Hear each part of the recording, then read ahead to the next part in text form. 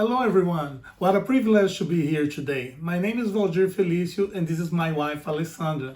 We are part of the eldership team at Osho Community Church. I'm the church admin. And together we pastor the family ministry among other responsibilities. Yes, we do. We want to share with you a word that God is speaking with us, and we pray that this word will bless you. Yes, I want to start by sharing that the other day I read a sign online and it shocked me. The sign said, "The world is temporarily closed." And I was like, wow, this is so true. The reality is that we are living unprecedented times with unprecedented challenges, both for people and society. And innovation is more important now than ever before. The world is adjusting to this called new normal. And as things change out there, we have to adapt inside the church and we have to adapt inside our families too, right? Well, before the pandemic, moms and dads used to go to work every day. Now moms and dads are working from home. That's different. Some of them even lost their jobs, sadly.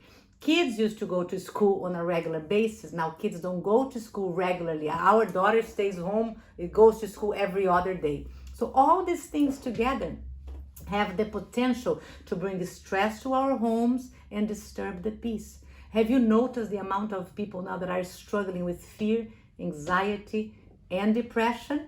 So how can we, in the midst of all these challenges, ensure that our families are well and healthy, not only physically, but spiritually and emotionally, and that we are communicating to them hope, a lot of hope, joy, strong faith, not only with our words, but in our actions.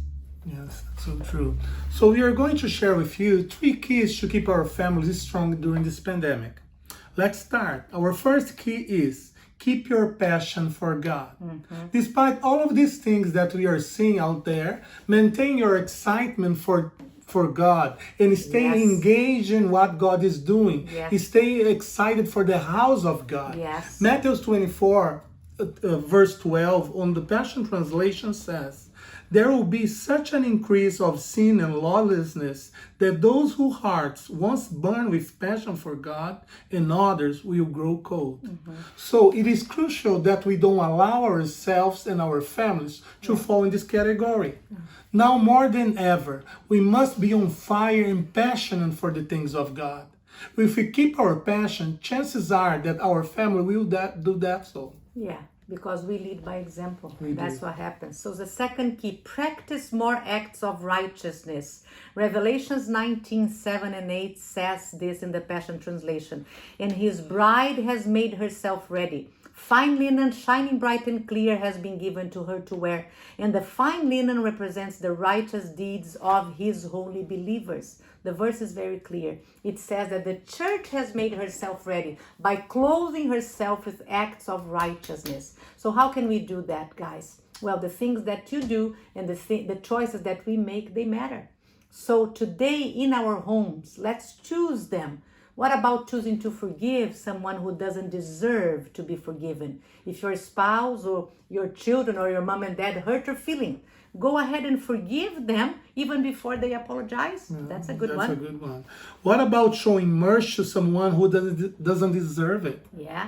Serving someone instead of waiting to be served. Wow, that's a big one there. Yeah. Love more.